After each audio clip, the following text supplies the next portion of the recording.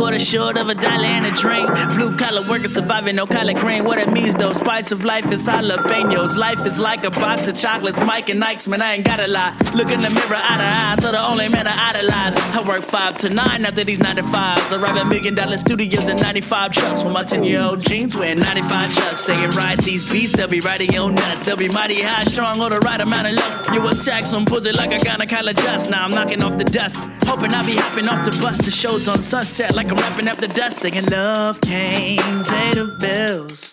Podcasting doesn't pay the bills either, Haas, but that's okay. Another week, another show. Hey everybody, welcome to Bedroom Beethovens, the podcast where I meditate on pivotal moments in various musical people's lives, how they broke through fears and challenges to invent new opportunities and change the scope of being artists in their fields. And I just wanted to say that I'm getting fan mail. Shout out to QLV. I won't use your full name for obvious reasons, but he emailed me and told me he really appreciates the stories of the guests, even when he hasn't heard of them before. So with that said, there's a certain joy to record this podcast, getting good at what you do and languishing in obscurity in the interim. But, just to help with the process, I have created a Patreon. Patreon is a great site that makes it easy for fans to get more involved in the creative process of the artists they love. So joining me on Patreon means you'll gain access to exclusive content, early episodes, and personalized rewards. You can pick how much you pledge and change your subscription level at any point. You can give as little as $2 just to show your support, and I'll use it to better the show. So head on over to patreon.com/Bedroom Beethovens. Also, these episodes are on YouTube. Go over there and hit that subscribe button, even if you don't watch the show over there. It's just a way to show your support and help this ship grow. All right, guys, my guest is Matt Rose. He reached out to me. I told you I was gaining traction. He writes, produces, and arranges all of his music. Mass endangerment laws. Ignore the voice of the shepherd, and I bet you kill a lot of what's heard. What's rose gold? Who's go? Who knows? Speak it when you think it's absurd. And yes, excuse me, do I owe you an apology for the way I choose to live my life? I said, excuse me, do I owe you an apology for the way I choose to live? Music should strike fire from the heart of man and bring tears from the eyes of women. To me, that's Matt Rose's music. At the top of the year, he has this dope song called Apology, and at the moment of this episode hitting the streets, he's headlining his first national tour, doing 7 shows across 5 cities. So big things. And if you haven't heard of Matt Rose, strap in, because you will. I'm your host, Cello. Lamont Landers Band, tell the good people what podcast they're tuned into. It's the Bedroom Beethoven Podcast.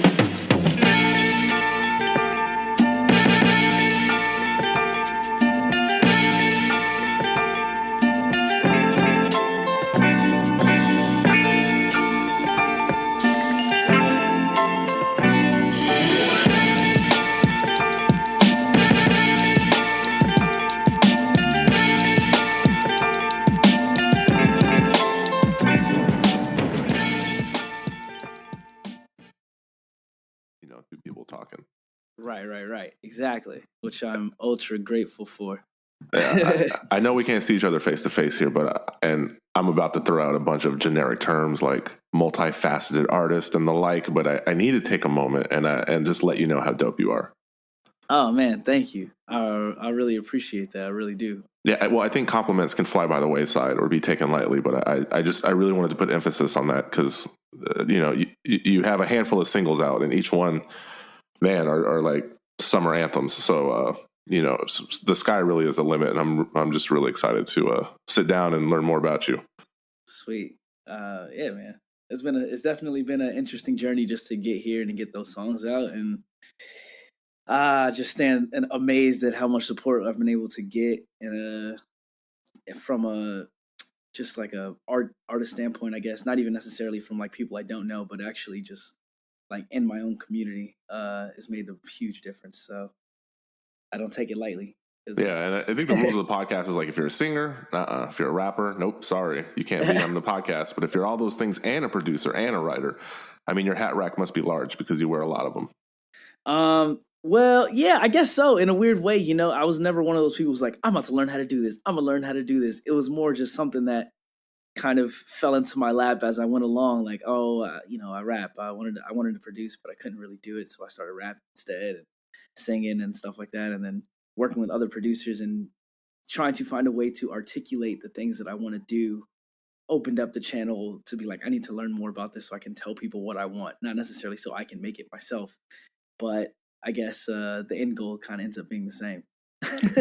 Yeah, I mean, do labels even know what to do with versatility nowadays? Because it seems you hear like labels want to box you in to appeal to a certain demographic, and it must have been crazy not only juggling genres, but without having a full project out in retail to like prove your salt, you're able to incorporate different genres in your music. And this is coming from just a handful of songs that I've heard. So you must be like right now, you must be in fight or flight mode, I imagine.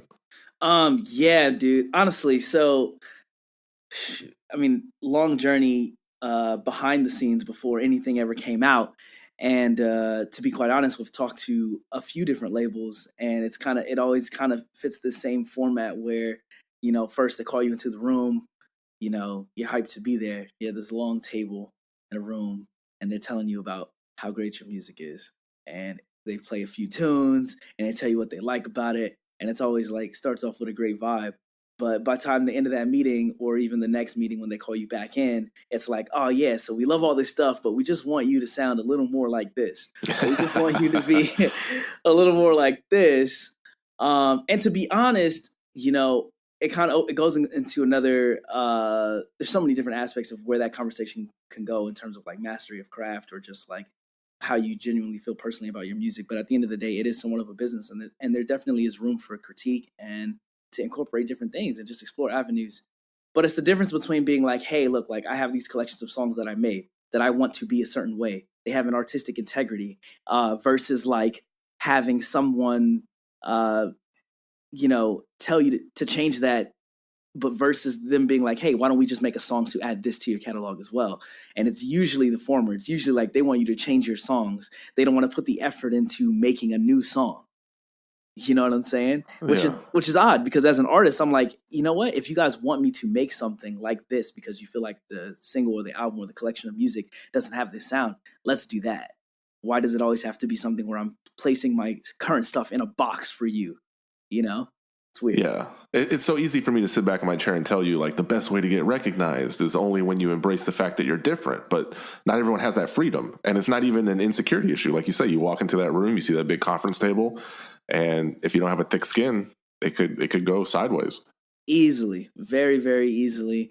And I remember specifically, I was in the room with this publishing company based out of LA, and just kind of going through that, and then being like, oh, we just, it's not like we want to change everything. It's just like, this, maybe we just change a little bit of the chorus here. Maybe we just change, a hi-hat here. Maybe the beat shouldn't drop here. And it's like, yeah, but when you change those things, you're changing the feeling of the song. You're changing the intention of the song. You're changing like what I originally wanted to say as an artist. And from an artist standpoint, obviously it's different. Like you can come at it from like a business standpoint where it's like, oh yeah, you might need those things. But if you're coming at it from, 50-50, it's like, I'm not necessarily so ready to bend over backwards for someone I just met a day ago about a promise about being a superstar. You're like, you know what I'm saying? This isn't porn, man. You can't just walk in a room and be like, I'm gonna make you a star. Like, so, it's just kind of like, I think, to bring it back, I think labels just have kind of lost touch with what it really means to be an artist aside from the business standpoint. And I think a lot of the stuff that I see that I'm not attracted to is when that is really apparent, when it's like, oh, this is so obviously a cookie cutter thing that they just pulled out the box, to have this artist, reach the masses. But, the reality is that if you want to play the numbers game, it doesn't matter if your song sounds like garbage. You reach 2 million people and at least 2% of them will probably buy the record, and, then you do the numbers.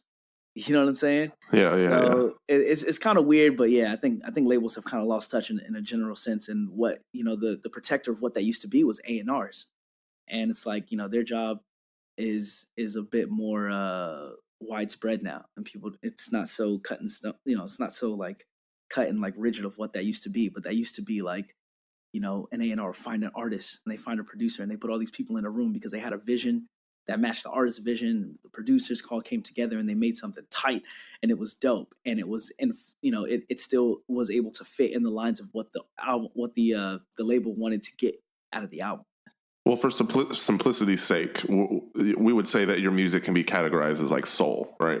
Yeah, I've tried every label, and what I've learned is that people will call it whatever they want. So then I just kind of stuck with one thing, that all the other things that people make in terms of like the type of stuff I make, I guess it all comes from that one genre. It's all influenced from that.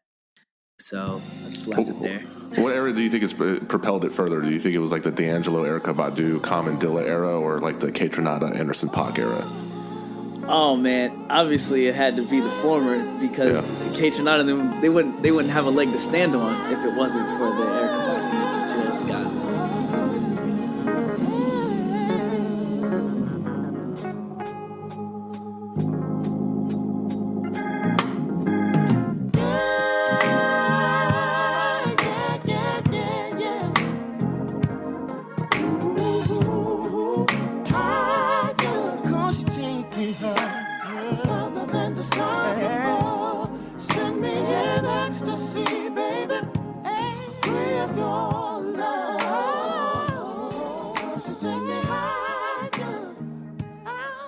But like, yeah, they, and obviously, Kaytranada and Smino and all those cats, they take a lot of pull from like house too. But that goes way back too. Like, I always thought he pulled it from like his actual Haitian background. His father played traditional Haitian music, and there were elements that, in my opinion, maybe developed his ear for different sounds. And some people will say he's a mix of soul and electronic music, but I hear salsa, I hear Haitian music, I hear the nuances, and I really think that there are two ways to develop that ear, like two concrete ways: being exposed to multiple genres of music early on, or moving around a lot like yourself. And I think you're in the latter. So what brought upon that like nomadic childhood? It's kind of weird in a weird way, because when I always tell people, man, I didn't really grow up listening to music in the sense that like everyone else did. Like, I guess my family was very like religious. They're like super Christian, and like I was always around like gospel music, but it wasn't like the cool soulful gospel music that everyone else kind of thinks of when you say gospel. They listened to like a lot of contemporary and stuff, and obviously there was like a lot of hymns and like old stuff too. And yeah, I mean, I got my fair share, like Donnie McClurkin, Kurt Franklin, all those guys. But it wasn't until I was in like later middle school, high school years that I really started to get into artists like Ty Tribbett and all those kind of people that really take music to another level, even outside of the lyrical content. It's just like creative music and intensely creative music, and kind of like genre bends, I guess you could say. And so I grew up playing in the church. At that point, I started playing piano in the church. And so that was a huge influence on me. And I remember there was a drummer that I met who played at a different church. And he would always take me around to all these random like gigs, all these random church gigs where they were playing like soul and stuff, accompanied with like all types of instrumentation. And I think that's kind of what originally opened my ear to being like, oh, this is what I really want to listen to. And he would put me on to people like Jay Davey and like all these underground like R&B soul cats. I was like, oh, this is tight. And that's kind of where the musical journey really started. And that was around the same point in which my older brother like was really getting heavy into producing. And since I couldn't really hold a flame to that, I was like, I'm going to songwrite instead. And so I started writing like R&B kind of tunes, and just all that mixed in together is where it really started. But that transformed quickly into like hip hop when I hit like high school, and a homie was like, oh, you like all these people? You should listen to The Roots. And I was like, The Roots? What the heck is The Roots? Like the movie The Roots? Like, and so I was like, all right, let me check it out. Yeah, I think people are gonna say like, oh, you didn't listen to music growing up, like that's an anomaly. But it's funny, like even as a kid, if you're not listening to music like that, and I've interviewed a lot of people on this podcast who told me they didn't listen to music either, but they played video games, and like maybe the Streets of Rage 2 soundtrack or the soundtrack to Final Fantasy 7 like kicked off their love affair for it. Like for me, it was watching wrestling as a kid, like hearing that bass line on like The Rock's entrance music, or when you heard Stone Cold's music Glass Shatter, there was this fight I had in my mind where when that initial pop happens, the second you hear the music and people are losing their minds, is it because of The Rock or Stone Cold, or is it because of the music? And could music elicit that kind of reaction? So I could listen to my dad's jazz CDs all day, but my early childhood brain is going to respond better to stuff like that. You Yeah, know? because that's where we relate. That's what we had point of reference to. Like, oh yeah, like that sound or that feeling or whatever was associated with something you that you like to do, right? So that makes sense. Like, oh, I'm watching, wrestling or watching my brother play Super Mario or whatever the case is, and hearing those melodies and stuff, that's going to stick with me longer than my dad's jazz CD, which I, at a young age might not have had the ear to really comprehend what the heck that guitar player was doing or whatever.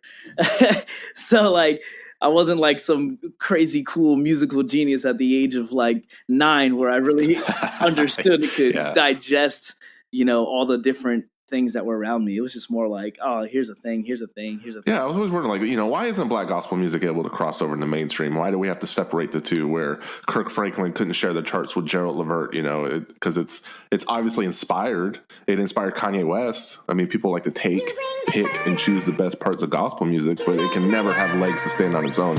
Just from a Billboard, vantage point, like.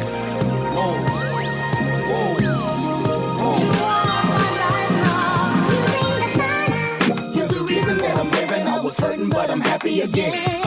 Are people protective over gospel music to the point where they don't want it to leave the confines of the church walls? You were there when I had nothing. You've been with me from beginning to end. No clouds in the sky, that's the reason why. Question number 1, what can I do? Question number 2, what can I say? I think actually, to be honest, to be fair, I'll answer one part of the question than the other. Right now, if you listen to Daniel Caesar's Freudian, so many of those melodies are ripped from full-on gospel songs. Is that obvious? Or because you grew up in the church, you know that? It's obvious for any person who's listened to a decent amount of gospel music, because the songs aren't like underground gospel. They're like really mainstream, like legendary gospel songs from legendary gospel acts like Donnie McClurkin and stuff. Like, it's like a huge, like their songs, and it's obviously a nod. It's not like he's like trying to steal a thing. It's like, oh yeah, here's a melody and a similar chord progression that's from this song, and I'm going to completely use that, but then replace the lyrics to make it mainstream. And I think a part of that is commentary and being like, yo, it's just as good as anything else. But to take it way back, I think another reason why a lot of gospel music isn't crossing over into mainstream is just because a lot of the most popular gospel music isn't. It kind of sounds old, man. It still sounds like like Jackson 5 in a way. Like, it still has that, like the way they record the sounds and the mixing and everything is kind of stuck in that era. But there are huge gospel acts, Teeter the Line, that's like, oh, I do this mainstream thing. I'm selling platinum records, but I'm also a gospel act. Am I going to be able to extract anything spiritual just by listening? I mean, I think in a very general sense, sure. I don't necessarily flaunt all of my like spiritual or like deeper beliefs, because I don't think that that's the point of my music potentially. Like, I think the whole idea behind what I'm trying to create is to just kind of show the similarities between everything that everyone is believing in and all this stuff. People try to make it seem like it's so far, it's like so disconnected or whatever, but I don't really necessarily believe that. I definitely think we all are living in a different experience, and depending your look or height or age or belief or race or whatever, you can definitely live a very, very different experience. But at the core of it, like, we all kind of believe in very, very similar things. Like, we all want to believe that in some way, shape, or form, there's a power that's greater than ourselves that is going to that kind of like weighs in, whether it's like a biased thing, like a God choosing a specific group, or if it's just the universe acting as if the universe is in all its random and like chaotic like beauty. It's just we all want to believe in something, that this isn't just it. I mean, for the majority of us, obviously, there's a lot of people who don't, like, but I think my music kind of like speaks in that way. Sure, definitely. And from an experience standpoint, I definitely talk about what it's like to grow up having a parent that's a pastor, or they were actual preachers. Yeah. Both. Ooh. Yeah. But you know what? If it comes to mind really quick: Aretha Franklin, Nina Simone, Wyclef, Sam Cooke, Marvin Gaye, they all had pastor parents. There's got to be something there. people always ask me, like, it's, when I perform, like, how did you learn how to perform? Like, I learned how to perform by watching my dad preach. It all manifests in different ways, but some of the same things he does on stage, I've noticed that I do on stage subconsciously. I don't even realize that I'm doing the same thing, Yeah, but yeah. it's like, it's either in my blood or I've just seen him do it enough times where I'm like, that's how you move a crowd. Oh, well, that's interesting. Well, you know what? Like, so when I got your information, that since you're just starting out, there's not a lot of info about you. So the first sentence that I learned about you was that when you were dabbling in music, but I think by happenstance, correct me if I'm wrong, but you applied and got into Berkeley. It was definitely by happenstance. I was in like a hip hop group when I was in high school. Right after That must have been a hard pill for your parents to swallow then. In a way it was, but in a way it wasn't, because they were like, I was like that rebellious teen. Not how I want to say rebellious. That's so cliche. I was more just like, I knew what I wanted to do. I knew exactly what I wanted to do. And it was one of those things where it's hard for any adult to look at a child and be like, he knows what he's talking about at 16. Like, no one necessarily respects children to that regard, or, so it's kind of like, if I'm like, hey, I know what I want to do. This is what I'm doing. I'm doing it already, and I'm going to continue doing it for the rest of my life. That's hard for an adult, especially someone who's jumped around from a bunch of different careers, to be like, oh, this dude knows what he's talking about, And so I had been weighing on them for years, like, this is what I'm going to do.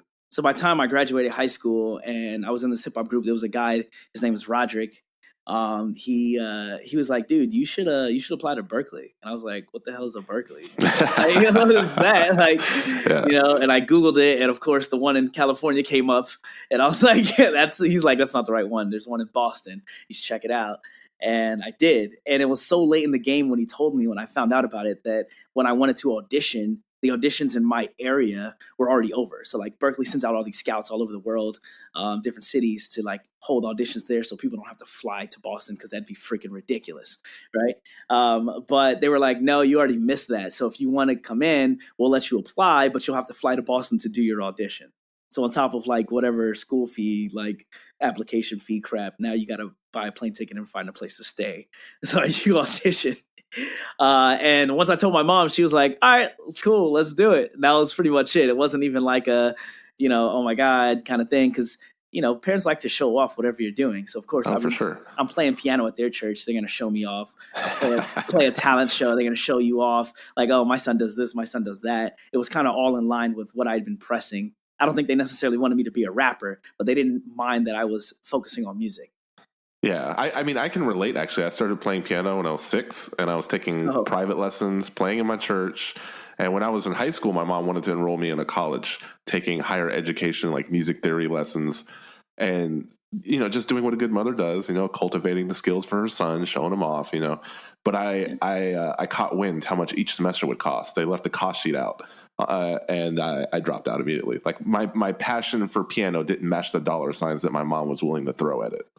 Yeah, it's insane. I actually didn't do any formal training until I went to college.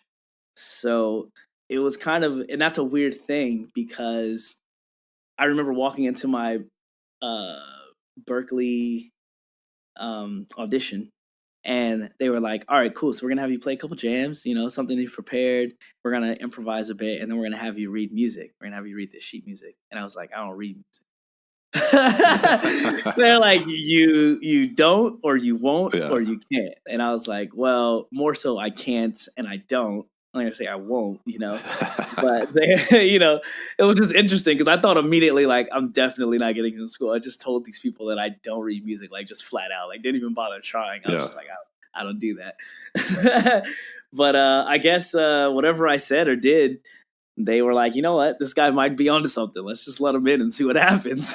That's dope, man. I know you were only there for like a semester or so, but nonetheless, it's still an amazing story. And before we started talking today, the first thing you told to me is just how stressful like your new schedule is. So now you're in the suck, and I bet you have a newfound respect for any artist who can complete an album.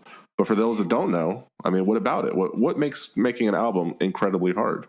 I think it's different for everyone. Some people have that, like, it's actually hard to actually make it, like, to find the artists or the producers or the whatever that you need to actually create it.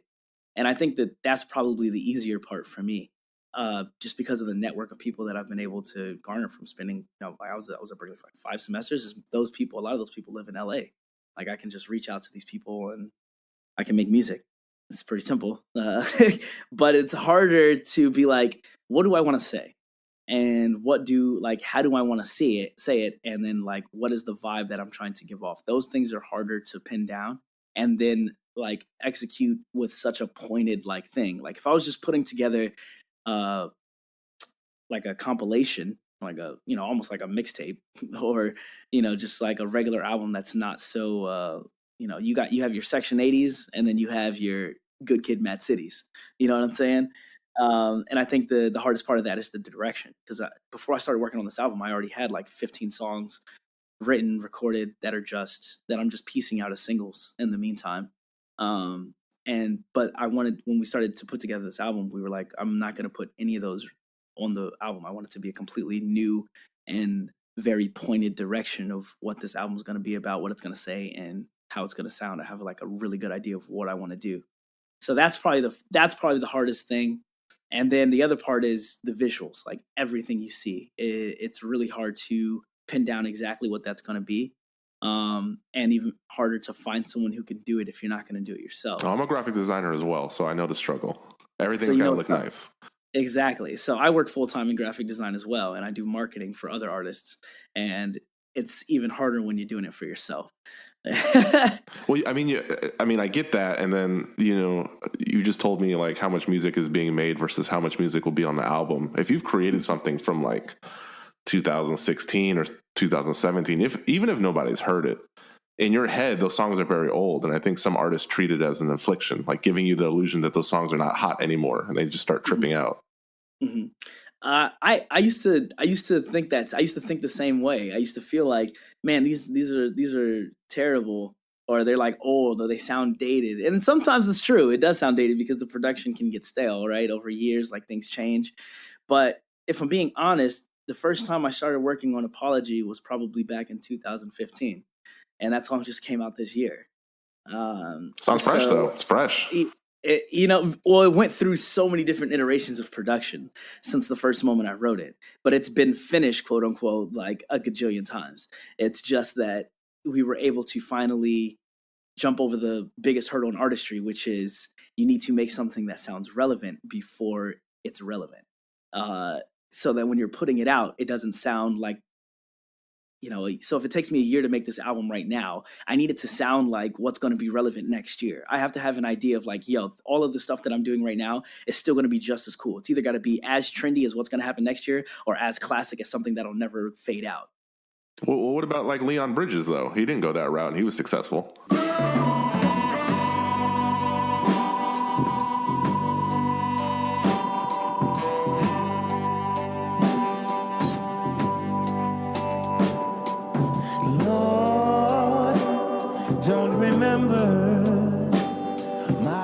I mean, I feel like I haven't listened to a whole lot of Leon Bridges, but my favorite stuff from him is the stuff where it's using like a super like classic sounding kind of thing. Don't remember me as a condo man walking. Lord, don't remember. Don't remember my sins from my youth. So yeah, the cheat codes. I get it. I don't know if I have the cheat codes because you hear Apology and it's like it's a lot of synth and it's a lot of all these things that are really like in a now moment. But the the basis under that is like there's a whole lot of like live instruments, and as we know, like live instruments never go out. Like it's about how you arrange them and how you put them together. That may be a certain trend or a sound or an EQ or an effect, but the actual live instrument itself helps to make things kind of like stay fresh. It's like the Ziploc bag. You know what I'm saying? Like people were listening to guitars with Jimi Hendrix. People are listening to guitars with Coldplay. People are listening to guitars with Daniel Caesar. The guitar is not what's changing. It's just how you're using it, right? But there's like there's a through chord that you can kind of I would say there's a safety net, I guess, when you're using live instruments, because synths can go out of style really quick. Like you have your 80s synth, you know what I'm saying? And then you had the 2000s kind of synth, the doom, doom, doom kind of synth kind of stuff.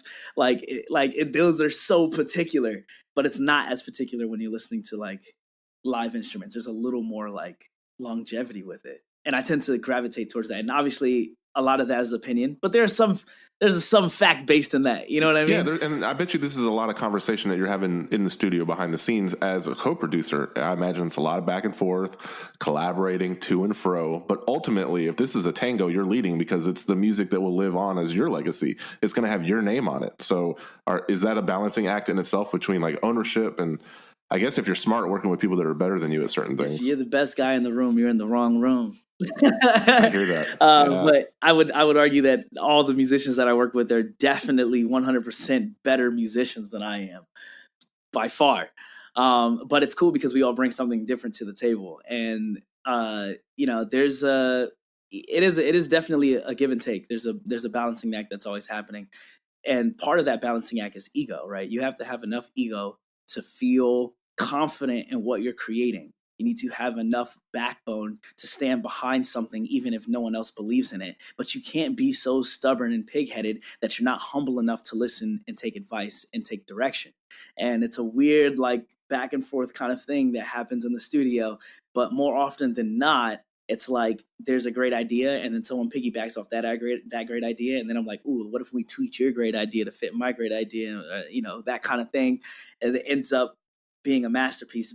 By no means could have been created solely by myself, but I think past making music, part of artistry is having is discerning who's going to be a right fit for you, because just because someone's talented doesn't mean it's going to work out well. That's true. Yeah. And I wanted to expand on the ego thing, because I guess here's my stance a bit. If you're newish on the scene, not with that much music in the public eye, and the way you talk and act is directly correlated to the amount of length of being in the public eye, or you're rung on the ladder, the corporate ladder. How do you react to people like Kanye West, as someone who's been in the industry for so long and someone who's so respected by so many, to whatever your stance is, to directly spit in the face of the people who build him up? As a man and as someone who shares a space with him in this craft, do you feel like he wasn't taking his position seriously enough to realize that what he was saying could directly hurt the very people who built him up to have the platform to say what he's saying? I'm kind of torn, because a part of me is like, yo, I'm going to sit behind, the convenience of not having as much success as him, because at that level, I have no idea what it feels like to do what you're trying to do. And I don't mean that as a cop-out, as an answer, but I just mean that, like, regardless of how I feel about it, I can't understand fully or even begin to empathize with someone on his level. And I really feel like it's the people who are around him, who are at that level and can understand what it really takes, should be the people who are having those conversations with him, if his ego allows. But there's so many things that I don't agree with what that he said, ranging from general political topics, but also things that he's just said about Black people and whatnot. But the other thing is, like, aside from that, it's like, I feel like a lot of what the news bigs up and stuff is sometimes out of context, or we don't know exactly what is actually happening. You know what I'm saying? Like, I remember the media frenzy between, like, when he had that meeting with Trump or whatever. And I'm like, I don't even know what these fools were talking about. Like, they could have been having an argument and just came out smiling. Like, who knows? Yeah. Like, you know what I'm saying? Like, he could have been like, yo, you're messing everything up. Like, he's the type of person that's going to speak his mind, obviously. So I really don't know. So it's kind of hard to speak on just a couple images or like a couple quotes out of context or whatever the case is. But the stuff that we all know about, where he was talking about, like, Black people being lazy or this and that and third, like, nah, I just don't agree with that. Like, that's kind of crazy. But at the same time, he's already come out and been like, hey, I've had like hysterical moments. There's all types of stress and other things, and like, who am I to ignore the mental state of someone, especially when it's so obvious that in a lot of the Black communities, especially with men, they don't really consider mental health as a serious health issue, and it is. Well, yeah, and I asked that question because I disagree with your first point saying that, well, I'm not on Kanye's level, so I can't speak on it, because I'm listening to a lot more Matt Rose music than Kanye nowadays. And if that's just one person telling you that, whatever, but it's true. But I asked that question because some music, most of it is so fabricated and narcissistic because we build up this wall around ourselves that no one can hurt us as rappers and musicians. And I really want to strip that away and show that you can still make bangers, so you can have a message, and it doesn't have to be corny and contrived. It can be positive and it can be real. Like, you have that lyric, tell me what you know about a sacrifice. I don't need permission to deal with what I'm dealing. You know, whether you're crafting music in a studio or a tiny 1-bedroom apartment in Hollywood, I feel like you can speak on it. I feel like you have a really good grasp on the issues. And, I really appreciate your perspective on that matter. To that point, I do agree. I guess where I felt like I don't have the say, or where most people don't have the say, is that as ordinary people, or at least as, like, not to say that Kanye's not an ordinary person, but he has a certain level of like visibility that weighs on his brain, something that we can never, like, or at least at this point in my life, I cannot understand. Like, I don't know how to fathom what it's like to wake up and have millions of people constantly wondering what I'm doing at the very moment that I'm like peeing or eating a bagel or something. Yeah. And like everything that I say becomes news, whether I mean it in a good intention or I was just angry. Like, I mean, like, my girlfriend gets upset and says something outside of her neck at me or whatever. And it's like, she only has to deal with me, or she only has to deal with, me being upset. And at the same point, if she was Kim Kardashian and she said something outside the neck, then she's got to deal with a million people backlashing at, and what does that feel like to have your phone blow up with Twitter comments or Instagram comments or Facebook or blogs or posts and photos and that stuff? How does that feel when you had a vulnerable moment? I can't relate to that. I have no idea what that does to your psyche. That's true, because the problem with being successful is you can do whatever you do times 10 and no one stops you. You can easily go down the wrong path and you get into that place, and the thing that brings you out is usually other people, but Yeah. And that goes to show you, and I had a friend that I guess we're having a conversation. I guess he knows some of the people that Kanye knows. And he was like, some of the stuff that he said that I've heard him say that I don't agree with is the same stuff that the people that I know he's hanging around are, they're saying the same stuff. So it's just, birds of a feather. So you can't count on these people to get you out of a bad spot if they're the ones that help you get in it, And I mean, it's not just Kanye. Like, there's so many different artists that have gone down that path, like, of the path of just being like somewhat reckless with what they say or do. Like, so many artists, man. Like, look at Bieber when he had his whole stint and run in with the law, the car crash, all that, whatever, like, it's just, there's a laundry list of celebrities that have that same issue. And I think that it's pretty obvious at that point that either it's something that's a part of their character that makes them, have that draw to be a celebrity, or it's the fact that they are a celebrity and how that's weighing on their brain. It's one of the two, or maybe a combination of the two. Matt, as an independent artist, I'm really happy that you wanted to come on the show so I can contribute a brick to the house that you're building, so to speak. And by the time this episode comes out, the world will be privy to Pay the Bills. I'm actually going to open up this podcast with that song. Oh, and spoiler alert, this podcast doesn't pay the bills either. So it's all about love, passion, drive, and purpose. And I'm sure, Matt, you can attest to that. No, I definitely can. And I remember when we first stumbled upon your podcast, and I checked out a couple episodes and just like looking, I was like, oh, this dude is he's legit. There's a lot of interviews that I've done where the questions are like ultra generic and it's just boring, and people don't really put the energy or the effort into making something that's worth listening to. And to be real, it's kind of tough to do that if you don't really 100% vibe with someone's music, or you're not like, you're not really in tune with what they're saying. And I think a lot of people kind of fake the funk. So it's definitely a breath of fresh air to just be, involved with a conversation that actually has some meaning and weight, and it's beyond my music. It's actually music as a whole, and kind of all the different people that have an influence on, what we're creating right now, whether it's a podcast or, whether it's an album, or whatever the case is, Yeah, man, I appreciate that. There is one generic question I'm going to ask you, though, and that's where can everyone find you? Your website, Spotify, the whole nine. I'll give you the floor. Yeah. So I am Matt Rose. So I am MattRose.com, Instagram / I am Matt Rose, Twitter, I am Matt Rose. All of your favorite social media is I am Matt Rose. It's pretty simple. I have a few singles out, like he was saying. Pay the Bills is coming out July 23rd. So by the time this airs, you should already have downloaded it. All right, man. This was enjoyable. Also speaking with a fellow graphic designer. Thanks for being generous with your time, man. I appreciate it. Oh, dude, thanks for having me. I can't wait to share this and put this out, man.